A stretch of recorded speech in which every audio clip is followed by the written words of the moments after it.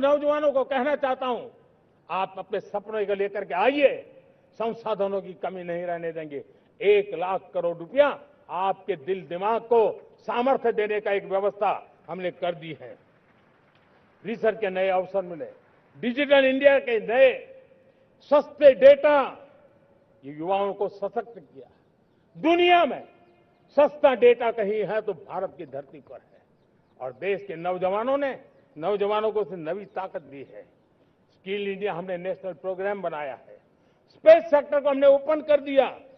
National drone policy हमने बनाई है। खेलो इंडिया पॉलिसी बनाई है।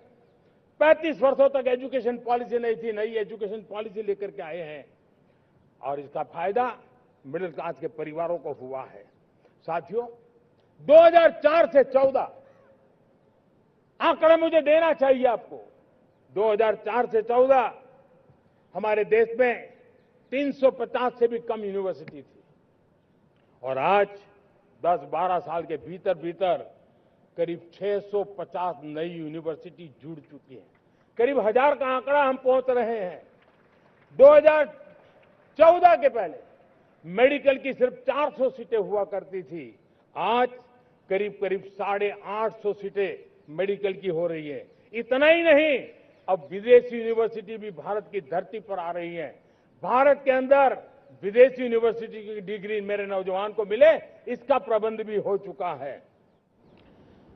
हमारे देश के युवा मन बचपन से ही टेक्नोलॉजी की तरफ आकर्षित हो, उस दिशा में हम काम कर रहे हैं, और इसलिए हमने करीब 10,000 से अधिक अटल टिंकरिंग लैब छोटे छोटे बच्चों के हवाले कर दी है, ताकि उनका इनोवेशन और टेक्नोलॉजी के अंदर उनका मन बने। 12 वर्ष युवा, हमने अनेक रास्ते खोले। हम स्टार्टअप ओपन कर दिया। आपने देखा होगा, भारत के प्राइवेट स्टार्टअप 28 साल की एवरेज उम्र के बच्चों ने, नौजवानों ने दुनिया में पहले ही ट्रायल में अपना सैटेलाइट लॉन्च कर दिया और रॉकेट लॉन्च कर दिया। उन्होंने बहुत बड़ा काम कर दिया साथियों। आज करीब 2.5 लाख से ज्यादा रजिस्टर्ड स्टार्टअप है। हमने पिछले दिनों एआई इंपैक्ट समिट किया था। एआई का विस्तार बहुत तेजी से बढ़ रहा है। लाल किले से मैं देश के नौजवानों के लिए घोषणा करना चाहता हूं। हमने तय किया है कि आने वाले 1 वर्ष में 1 करोड़ युवाओं को एआई स्किल के लिए ट्रेनिंग देने का हम काम करेंगे, ताकि हमारा देश का नौजवान एआई की दुनिया में भी नेतृत्व करने का सामर्थ्य। मेरे साथियों, बायो इकोनॉमी एक नया क्षेत्र है। एक समय था 2014 के पहले सिर्फ 60,000 करोड़ रुपए का बायो इकोनॉमी का काम होता था। मेरे देश के नौजवान, आपने क्या कमाल कर दिया है। देखिए, नीतियां जब सही होती है, लक्ष्य जब साफ होता है, तो मेरे देश के नौजवान कैसा करके थे। बायो इकोनॉमी में देश की युवा शक्ति ने सामर्थ्य दिखाया है। 2014 के पहले जो 60,000 करोड़ का कारोबार था, आज वो कारोबार बायो इकोनॉमी 20 लाख करोड़ पहुंच चुकी है। दोस्तों,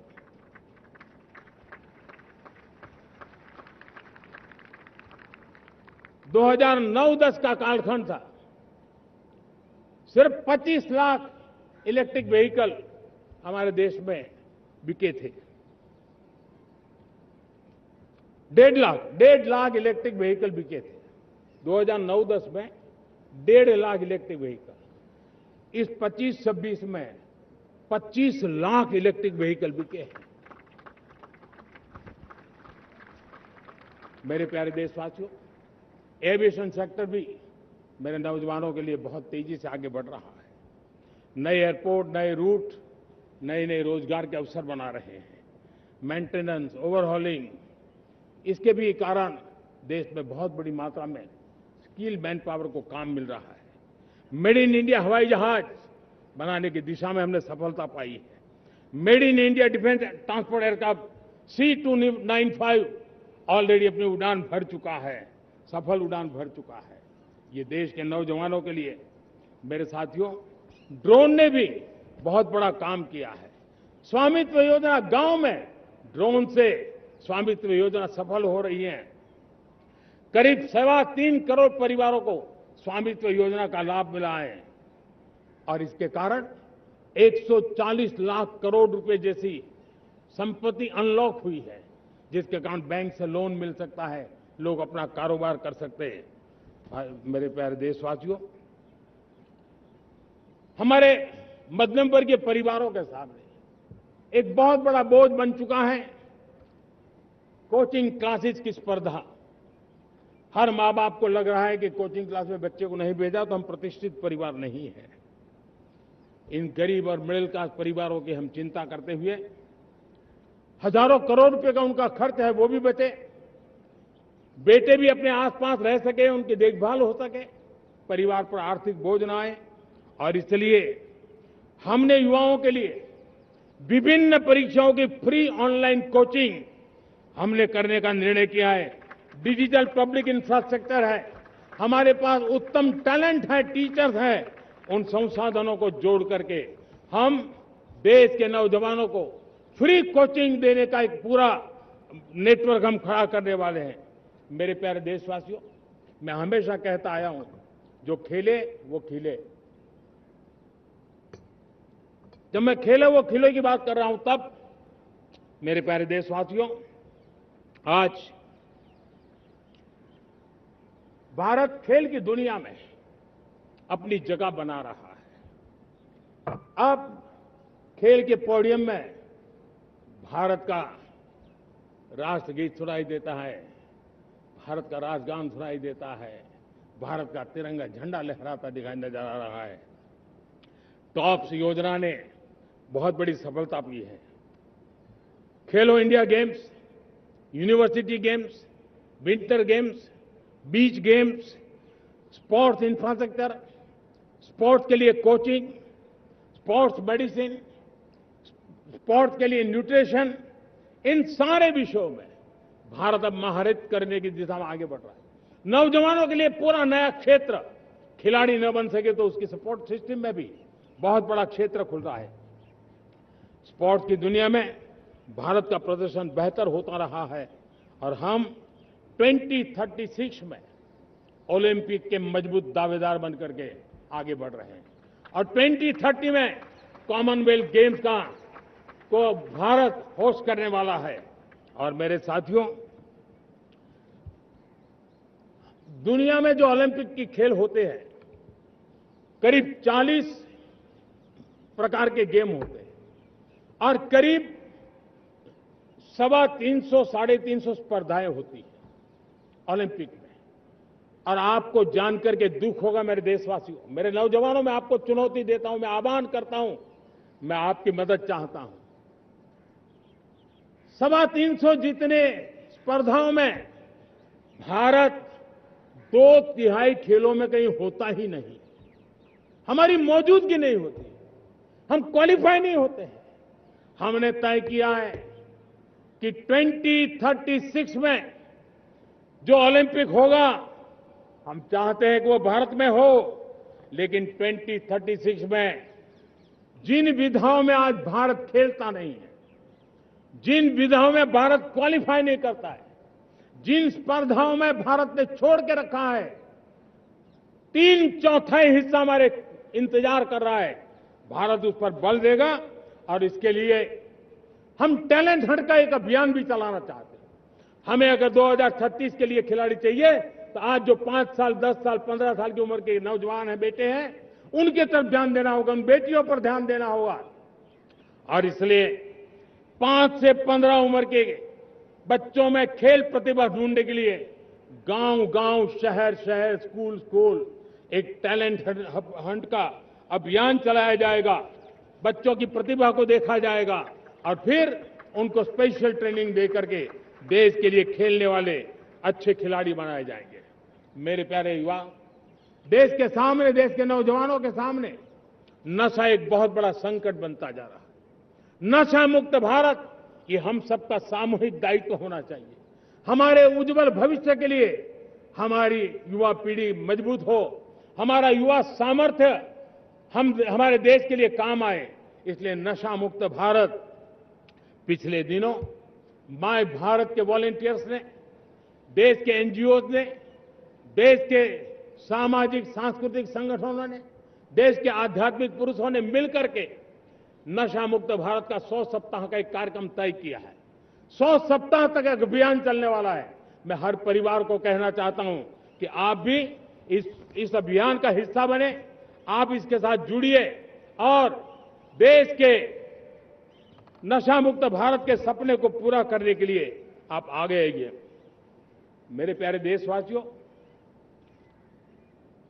21वीं सदी में दशकों पुरानी जो चुनौतियां हैं, उन चुनौतियों को खत्म करना बहुत अनिवार्य है। नक्सलवाद, माओवाद लाखों युवाओं के भविष्य को तबाह कर दिया, अनेक माताओं के दूधमल नौजवानों को छीन लिया, बर्बाद कर दिया, हर मां बाप के सपनों को चूर चूर कर दिया। इस नक्सलवाद ने 4 दशक तक हिंदुस्तान के बहुत बड़े हिस्से को, बहुत बड़ी आबादी को दबोच करके रखा था, बंदूक के नोक पर दबोच करके रखा था, संविधान की धज्जियां उड़ा दी थी और देश के सामान्य नागरिकों की रक्षा में 3,500 से ज्यादा हमारी पुलिस के, सुरक्षा बल के जवान शहीद हो गए। युद्ध के अंदर जितने सैनिक मरते हैं, उससे ज्यादा हमारे पुलिस जवानों को जान की बाजी लगानी पड़ी ताकि देश के सामान्य मानवी को सुरक्षा मिले। ये नक्सलवाद ने धरती को लहूलुहान कर दिया था। 2014 में आपने जब हमें मौका दिया, उसी दिन हमने संकल्प लिया था कि हम देश को नक्सलवाद से मुक्त करेंगे। और आज मुझे खुशी है कि नक्सली माओवादी हिंसा आखिरी सांस भी शायद रहने की अब तो ताकत नहीं रही है। पूरी तरह उसे खत्म करने की दिशा में जहां पर कभी नक्सलवादियों की गोलियां चलती थी, जहां पर कभी धरती रक्त रंजित रहा करती थी, आज उसी नक्सल क्षेत्रों में, उसी इलाकों में नक्सल मुक्त होने के कारण विकास, विश्वास और प्रयास का तिरंगा लहरा रहा है। मेरे प्यारे देशवासियों, लेकिन इस चुनौती को हमने कम नहीं आंकना है। इस चुनौती से हमें और भी सावधान रहने की जरूरत है। वर्षों तक देश की सत्ता में माओवादी सोच के लोग गलियारों में अपनी जगह बना करके बैठे थे। सरकारी कमेटियों में सलाहकार के रूप में भी ये माओवादी सोच ने नीतियों को प्रभावित किया था। मेरे प्यारे देशवासियों, जंगलों में हमें हथियारी नक्सलों का खात्मा बुलाने में, उस संकट से देश को मुक्त कराने में सफलता मिली है। लेकिन हथियारी नक्सल तो गए, लेकिन दिमागी नक्सल, ये दिमागी नक्सल मौके की तलाश में है, हिंसा अराजकता के वो रास्ते खोज रहे हैं, समाज को गलत राह पर घसीटने के लिए भांति भांति के दांव कर रहे हैं। इन दिमागी नक्सलियों को पहचानना होगा, इन दिमागी नक्सलियों को आइसोलेट करना होगा और राष्ट्र को विकसित राष्ट्र बनाने की मुख्य धारा की ओर देश की युवा पीढ़ी को जोड़ना होगा। मेरे प्यारे देशवासियों, सुरक्षित भारत बनाना हम सबका दायित्व है। चुनौती सीमा के भीतर हो या सरहद से बाहर, भारत हर परिस्थिति के लिए तैयार है। आज युद्ध का नेचर बदल रहा है। अब युद्ध सीमा पर ही होता है, गारंटी नहीं है। आज युद्ध सीमा के अंदर, कहीं रिफाइनरी पे जाकर के, कहीं बैंकिंग सेक्टर को जाकर के, कहीं डेटा सेंटर को जाकर के, एक प्रकार से लड़ाई का नया रूप, इंफ्रास्ट्रक्चर तोड़े जा रहे हैं, फैक्ट्रियां तोड़ी जा रही है। हमने मिशन सुदर्शन चक्र की पिछले सालों घोषणा की थी, बहुत तेजी से उस पर काम चल रहा है। आज डिफेंस एक्सपोर्ट हमारा करीब 50 गुना बढ़ा है। करीब 100 देशों में हमारे अस्त्र शस्त्र पहुंच रहे हैं। वैश्विक पटल पर भारत की प्रतिष्ठा धीरे धीरे बढ़ रही है। बदलते हुए समय में अस्त्र शस्त्र की तरफ काम करना है, सैन्य बलों का सामर्थ्य बढ़ाना है, लेकिन साथ साथ नागरिकों को भी तैयार करना होगा। पिछली शताब्दी के युद्धों के अनुरूप जो सिविल डिफेंस की व्यवस्थाएं हमारे देश में विकसित हुई है, वो कालबाह्य हो चुकी है। और इसलिए मैं आज लाल किले से घोषणा कर रहा हूं कि हम आने वाले दिनों में सिविल डिफेंस का एक वाइब्रेंट नेटवर्क खड़ा करेंगे। आधुनिक व्यवस्थाओं से उनको परिचित कराएंगे। आधुनिक संकटों से नागरिकों को रक्षा करने की क्या व्यवस्था हो सकती है, एक बहुत बड़ा वॉलंटरी फोर्स सिविल डिफेंस का आधुनिक चुनौतियों को पार करने वाला हम बनाने वाले हैं। मेरे प्यारे देशवासियों, राष्ट्र के निर्माण में आज हमारी बहनों बेटियों का योगदान हम सब के लिए बहुत बड़ा प्रेरणा का कारण बना हुआ है। फाइटर जेट हो या सिविल एविएशन, हमारी बेटियां सबसे आगे दिखाई दे रही है। खेलकूद का मैदान हो, हमारी बेटियां आगे दिखाई दे रही है। स्टेम एजुकेशन में भर्ती होने की प्रक्रिया हो, सबसे ज्यादा हमारी बेटियां आगे दिख रही है। आज सेना में भी एनडीए से जो बेटियां निकली हैं, वो बड़े रौब के साथ देश की सेना का नेतृत्व करने का सामर्थ्य दिखाने लगी है। मेरी बेटियों की ताकत कैसी है। मैं पिछले दिनों साणंद में एक सेमीकंडक्टर प्लांट में गया, वहां आदिवासी बेटियां, देश के अलग अलग कोने से आई हुई बेटियां काम कर रही थी। वो उस गांव से आई थी जिन्होंने पासपोर्ट क्या होता है पता तक नहीं था। वो बेटियां विदेशों में गई, ट्रेनिंग लेकर के आई और आज चिप निर्माण का काम कर रही है। और बड़े कॉन्फिडेंस, मैं जो उनका कॉन्फिडेंस देखा, मैं सचमुच में बहुत प्रभावित हुआ था। आज 3 करोड़ बहनों को हमने लखपति दीदी बनाने का लक्ष्य तय किया था, उसको पार कर लिया। अब हम 6 करोड़ लखपति दीदी बनाने के लक्ष्य को लेकर के आगे बढ़ रहे हैं। 3 करोड़ नई लखपति दीदी बनना मतलब ग्रामीण अर्थव्यवस्था में बहुत बड़ा बदलाव मातृशक्ति के द्वारा आने वाला है। मेरे प्यारे देशवासियों, आज पंचायतों में, नगर पालिका में, महानगर पालिका में बहुत बड़ी मात्रा में हमारी महिलाएं जनप्रतिनिधि बनकर के देश का मार्गदर्शन कर रही है, समस्याओं का समाधान कर रही है, बहुत ही सक्षम नेतृत्व दे रही है। और इसी को ध्यान में रखते हुए हमने पार्लियामेंट में नारी शक्ति वंदन अधिनियम पारित किया था। लेकिन किसी न किसी कारण से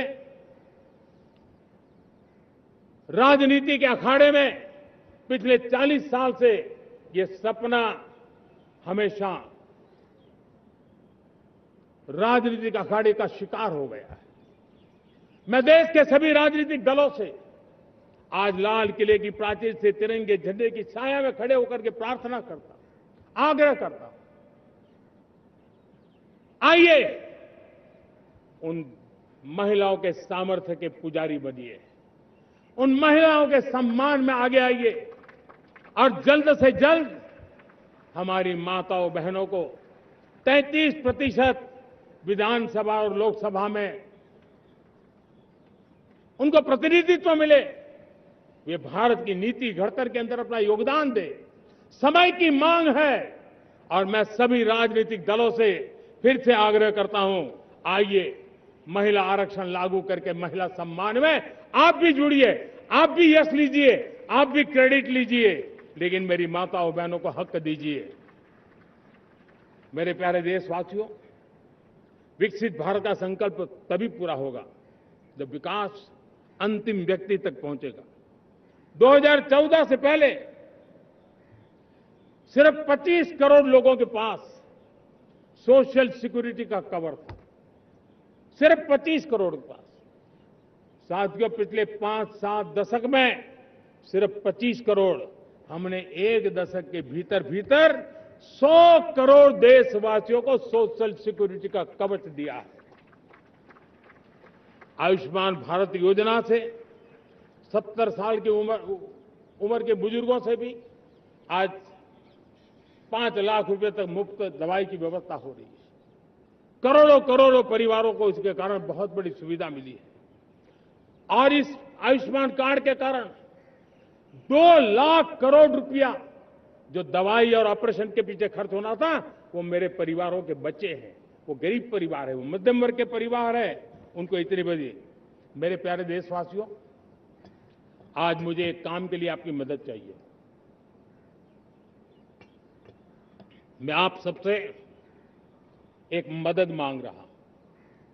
सभी नौजवानों से मैं चाहता हूं कि आप इसका नेतृत्व करिए। आपका 1 या 2 घंटे देश को बहुत बड़ी शक्ति देने वाले हैं। आपको लगेगा 1-2 घंटे में मैं देश की क्या शक्ति, मैं बताता हूं। आप बहुत बड़ी शक्ति बनने वाले हैं और इसलिए हर घर में वातावरण बने।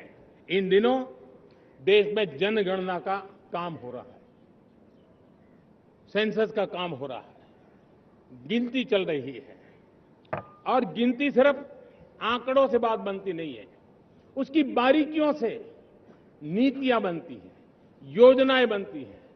देश आगे बढ़ने की अपनी रूपरेखा तैयार करता है और इसलिए सटीक जानकारियां होना बहुत जरूरी है। कभी कभी जो सरकार की तरफ से प्रतिनिधि आते हैं वो इतनी जल्दी में होते हैं, कभी स्पेलिंग एक लिख देते हैं, कभी अलग लिख देते हैं और इसके कारण अल्टीमेट परिणाम हमें सही मिलने में दिक्कतें आती हैं। अब जब टेक्नोलॉजी अवेलेबल है और इस बार निर्णय किया है, आप स्वयं भी जनगणना में अपनी जानकारियां अपने मोबाइल फोन से भर करके दे सकते हैं।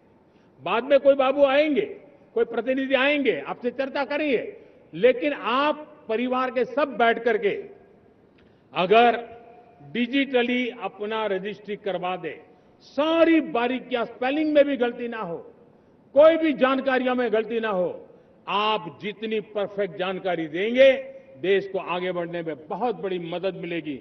और इसलिए मैं देश के नौजवानों को कहता हूं कि आप अपने परिवार के लोगों को बिठा करके पूरे फॉर्म को समझिए। पहले कागज पे फॉर्म को भर दीजिए, कोई गलती है तो करेक्ट कर लीजिए और फिर टेक्नोलॉजिकली उसको डिजिटली इसको अपलोड कर दीजिए। आप देखिए इतना बड़ा काम देश कर लेगा और देश का समय और शक्ति सही काम के लिए उपयोग आएगा।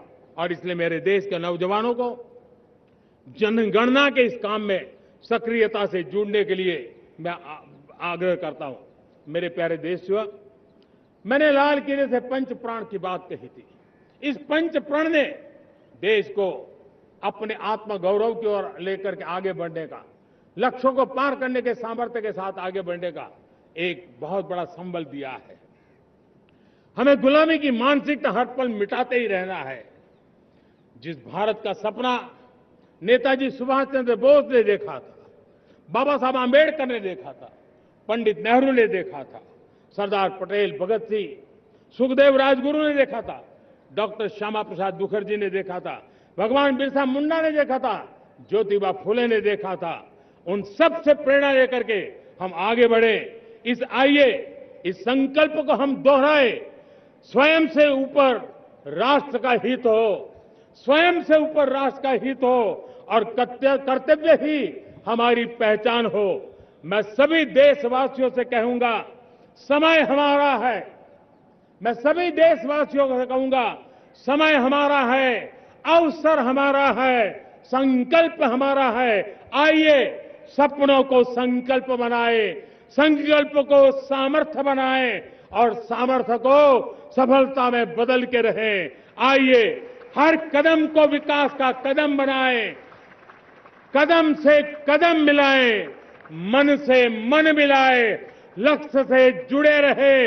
एक दीप से जले दीप हजारों, आओ मिलकर विकसित भारत बनाएं।